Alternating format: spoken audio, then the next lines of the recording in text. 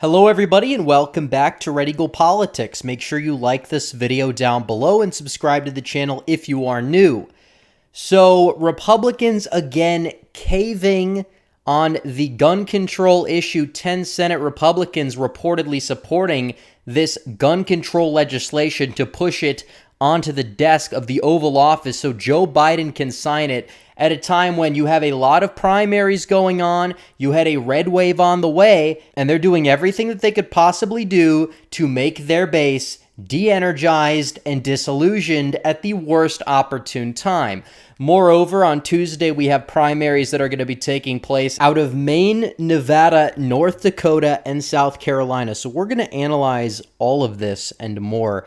But I have to tell you guys about Red Eagle merch. You guys need to get the merchandise while supplies still last at shop.redeaglepolitics.com. You won't regret it. I have it. It's great merchandise. It helps the channel. You could get t-shirts, stickers, coffee mugs, sweatshirts, tank tops, etc. All of these great and epic and based designs and more, and it helps the channel when you buy them, and you get something out of it, which is so great too. So make sure you guys check out the merch. The link is in the pinned comment down below. So 10 Republicans supporting this gun deal in the Senate, which again, what does this do? This is going to make it harder for mainly law-abiding citizens to get their hands on firearms that they so desire to get their hands on. These are not bad people that it's going to be affecting. The bad people, we understand, are going to find a way to get the gun anyways. I mean, it's pretty easy. A lot of the shootings that happen in the inner cities are done by illegal guns. It's not that difficult. If somebody's going to cause harm, they are going to cause harm. This is a cultural problem.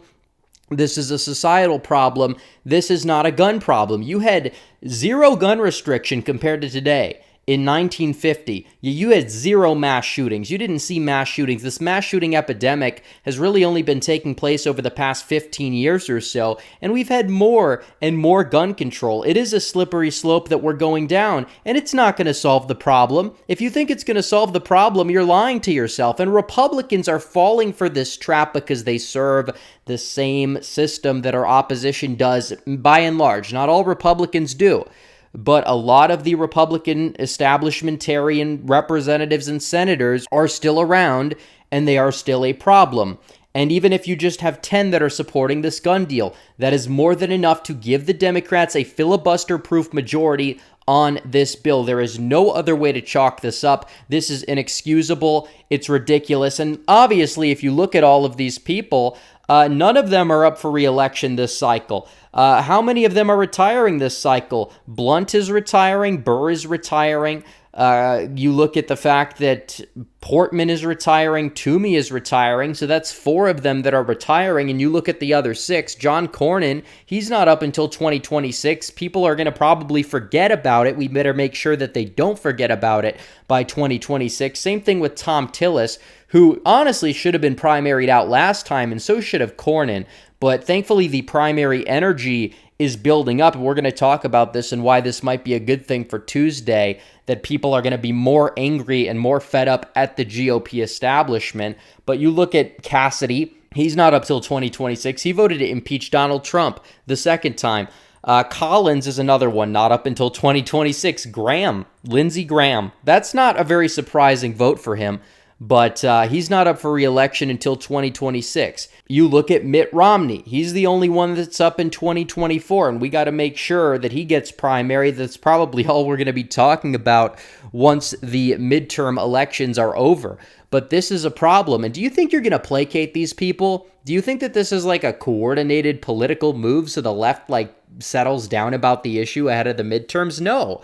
I mean, they're not going to settle down. You cannot placate these people. Look at this guy. He said, well, none of these 10 Republicans are taking a risk, so let's not praise their political courage. Let's demand more. You give these people an inch, they take a mile. This is true. This started, you look at the alphabet issues with gay marriage. A lot of people say, well, it doesn't technically affect me. And then where are you 5 years later? Child drag shows becoming mainstream. This is a slippery slope. It is real. And Republicans caving are only going to accelerate the shift of the Overton window to the left on an issue, especially like guns. And what is the base going to do? They're going to be more disillusioned about the midterms. They're going to be less likely to turn out if this actually continues, if Republicans keep screwing them over. Does this mean the red wave is over? No. But it means that you would probably accelerate the red wave by actually taking a stand on something for once. But a lot of these people are losers. They are, and they're not going to help anybody out in the process. But the good news is that people are waking up and they're getting very angry and fed up at the GOP establishment, and we are seeing primary challenges work and go through. You look at what took place in Mississippi last week, and you're going to see what is going to happen this week in South Carolina. So there's 4 states that have primaries that are going to be taking place: Maine, Nevada, North Dakota, and South Carolina. There are 4 states that are having primaries, and there's really nothing in North Dakota. John Hoeven barely survived the primary in terms of the party endorsement at convention, but the guy that was challenging him is not going to be on the ballot, so that's not really going to be that competitive. But I wouldn't be surprised if he does underperform Thune against this no-name candidate, because John Hoeven is underratedly awful. But beyond that point, Nevada has several primaries going on. And Democrats actually on their side, they have these DSA Bernie bros that the new DSA hijacked party in Nevada, the Democrats, have actually endorsed, or they're supporting financially the primary challengers more so than the entrenched establishment incumbents. So we'll watch for those races, because if the incumbents end up losing, even if it's just 1 or 2, it's going to make those races a lot easier for Republicans to flip. And beyond that point, the Senate primary, Adam Laxalt, great candidate. He's going to probably easily win that primary there. The governorship is a little bit more in limbo. Personally, I think that Joe Lombardo, he has Donald Trump's endorsement. The Clark County sheriff will probably win that primary, but Joey Gilbert, in my opinion, he's more conservative. I would like to see him do well, and it would be a pleasant surprise if he actually pulled that off, the former boxer. So we'll watch that. We'll watch that on Tuesday night. But beyond that point, Maine. There's another election up in Maine that's very important. Now, Paul LePage is almost certainly going to get the Republican nomination for governor there. He's the former governor. He is very conservative. Many people said that he was Donald Trump before Donald Trump was a thing. He's fairly controversial, but still, he's managed to be fairly electable up in Maine, and he might actually stand a chance at winning technically a non-contiguous third term this upcoming November if he wins the nomination, which he is expected to soundly there.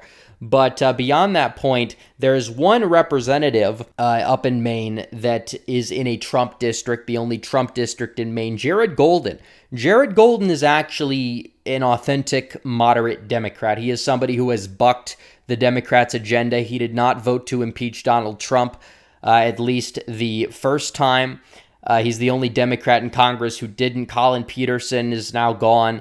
You look at Tulsi Gabbard, she's now gone. So Jared Golden's really like the only actually moderate Democrat that is in Congress. And he's actually, even on fiscal issues, he's voted against some of Biden's fiscal packages, which is surprising. And then you have Bruce Poliquin, who is running on the Republican side, and he is one of these rhinos. This is a guy who absolutely would cave on the gun issue. He is somebody who has a solely economic focus. All he talks about is taxes and regulations. And I'm not saying that he's wrong on those issues. What I'm saying is that he doesn't care about anything else. And because he doesn't care about anything else, that poses a very large problem, because when it comes to bills like this, he is going to be the type of person to sit back here and cave consistently. He's very weak on immigration. I don't really expect him to be solid at all. So I'm hoping that in the 2nd District primary there, that Liz Caruso could pull off an upset, but does she have the funding or name recognition to do so? In my opinion, it's unlikely, but if you do live in Maine's 2nd District, vote against Bruce Poliquin, because I feel as if there's not much different between him and somebody like Golden, And that is a seat where Republicans honestly might lose if Poliquin is nominated. He's somebody who shies away from the culture war issues in the culture war era, where the culture war helps you win elections, even if you're in a blue state like Virginia. And Republicans don't understand this. They don't know this. They look at election results and they take away the worst possible take they possibly could have. They don't understand how to win elections. They don't even know why Trump won in 2016. And that's the thing. So beyond that point, the other state that has primaries, a lot of rhino incumbents are in South Carolina. And the Senate race there, Tim Scott is basically running unopposed in the primary. It is not expected to be competitive, although in my opinion, Tim Scott probably should not be renominated. Republicans should have primary challenged him. He's fairly weak on the issues. He's somebody that caves into the left a lot, especially the left's moral framework surrounding BLM. I talked about all of this in my South Carolina GOP documentary that I did back in February that was, I believe, over 30 minutes long or so. Very comprehensive documentary that talked about all these races. Tim Scott was being challenged by Tim Swain, who had dropped out of the race, so I don't believe he really has any competition. But beyond that point, there is also the governor's race, Henry McMaster. I don't even believe he's being challenged in that primary. He's fairly popular. We talked about him in the last video in the governor's tier list. He's surprisingly solid for a state that has such a weak Republican Party.